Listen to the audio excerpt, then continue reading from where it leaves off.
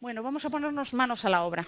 Ya hemos ido hablando de algunas cosas del storytelling y ahora vamos a ponernos a crear una historia. Lo primero, tenemos que planificar muy bien lo que vamos a contar. Muy bien. Esto no es algo que empieza de una forma y ya veremos dónde me lleva y dónde termina. No.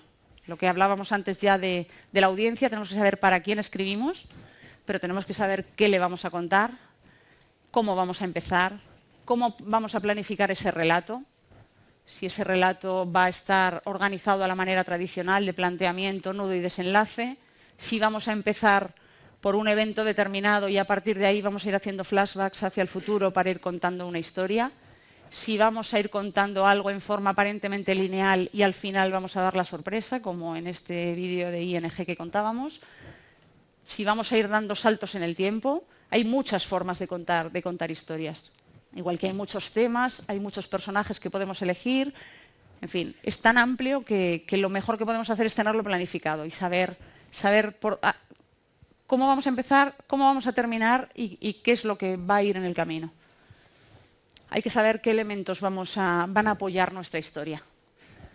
Hablábamos de que, aunque estemos centrándolo todo en el texto, hay muchas otras cosas que nos pueden apoyar en un relato. Si estamos haciendo un corto, si estamos haciendo un vídeo que va a difundirse en YouTube, si estamos haciendo una infografía, si simplemente estamos haciendo una galería de fotos que terminan contando una historia, hay muchas formas. Tenemos que pensar en las imágenes, en el texto, en los colores, por ejemplo, que pueda tener. Igual que hay un color que determina una marca. Todos vemos el naranja y podemos pensar en Orange o en ING, vemos azul y podemos pensar en Telefónica. Cada marca tiene un color. Pues muchas veces ese color corporativo nos puede ayudar. Nos puede ayudar a ir transmitiendo esa marca sin estar nombrando la marca permanentemente. La música también, que no estaba citando. La música es muy importante. Os hablaba antes de los amigos de las terrazas, ¿no? Cuando llega esa furgoneta, de repente se escucha ese sonido que ya sabes que alguna sorpresa te va a deparar. En las películas de suspense, ¿no? Todos sabemos cuándo va a llegar un momento cumbre porque ya previamente está sonando algo. Hay un redoble de tambores y ya todo el mundo se pone en guardia, ¿no? En las escenas de acción pasa algo parecido. Cuando hay una música melódica, tal vez ya nos estamos esperando un beso. Pues todo eso determina y hay cosas en el subconsciente que todos tenemos y que son códigos universales que al final compartimos y que nos ayudan mucho también a entender esas cosas. Por eso tienen que estar muy bien pensadas todos esos elementos. Y la cadencia del relato. Hemos dicho antes que hay muchas formas de hacerlo, pero entre ese principio que atrape y ese final al que queremos que todo el mundo llegue, hay que establecer cómo va a ser la cadencia del relato, qué pausas vamos a hacer. Las pausas son muy importantes. En escritura tal vez sea más difícil hacerlas, pero en un vídeo son esenciales. En una grabación, en un podcast, un silencio en radio, unos pocos segundos nos pueden parecer una eternidad en radio y a veces pueden ayudar mucho. Cuando va a aparecer un nuevo personaje, cuando de repente va a haber un giro en la trama. Los giros en la trama. Importantísimos. Tenemos que saber cómo va a ir evolucionando eso, cuándo va a llegar el momento, digamos, cumbre de nuestro relato, para ir preparando un montón de elementos accesorios que tienen que ir acompañándolo. Los párrafos, los propios párrafos, todo eso es importante. ¿Y temas? ¿De qué vamos a hablar? Hemos dicho que no nos interesa hablar de la marca, ni del producto, ni del servicio. Tenemos que contar una historia. ¿Y una historia sobre qué? Me imagino yo a los creativos de IKEA cuando iban a crear esto de la campaña de las terrazas y soltando ideas que les parecerían a todos locas hasta que al final esta terminó triunfando. Eso ayuda mucho, el soltar ideas, el brainstorming de decir cosas que parecen muy locas, al final de esas grandes locuras salen grandes historias. Pero bueno, sí que hay una serie de temas que parece que, igual que nuestro cerebro está preparado para recibir historias y le gusta recibir historias, hay una serie de temas que le gustan más que otros, que nos atraen más que otros. Todo lo que tiene que ver con la infancia, la adolescencia, la juventud, atrae mucho, atrae mucho. Incluso a un adolescente le atrae mucho hablar de la niñez, se siente identificado en cosas de las que se cuentan. Ya no hablemos de cuando hablamos de una persona más mayor, que se puede incluir además el término la nostalgia, ¿no? Todo lo que tiene que ver con la nostalgia, ese gran triunfo de las cosas que estudiamos en el instituto, de la música de los 80, todo ese fenómeno revival tiene un gran éxito. Todo lo que tiene que ver con la vida y la muerte.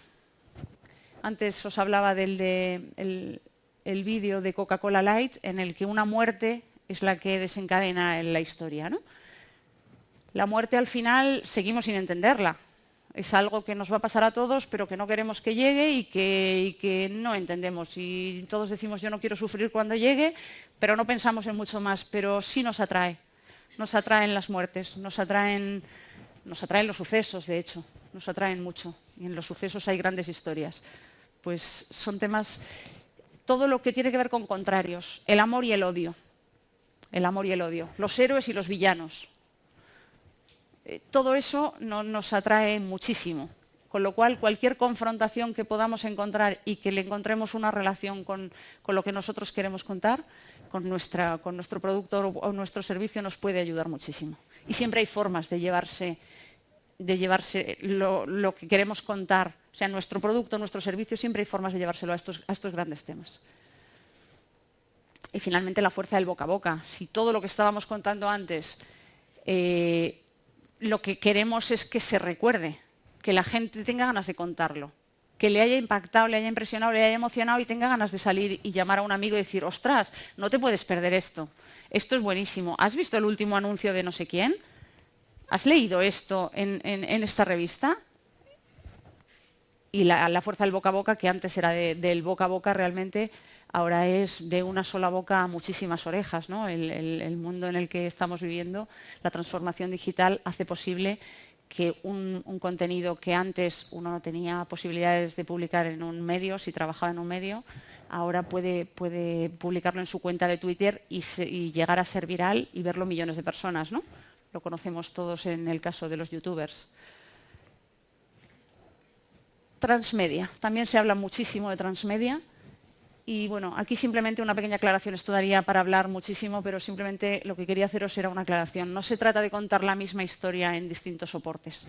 Se trata de adaptar esa historia a cada uno de esos soportes, porque cada una requiere unos métodos, un guión diferente, aunque partamos de ese mismo texto, no nos sirve. No se traslada tan fácil una historia. Lo mismo que hemos escrito y bueno, hablamos de distintas cosas, no es lo mismo de los 140 caracteres que escribimos en un tweet a una serie de 13 capítulos en televisión, hay un abismo, ¿no?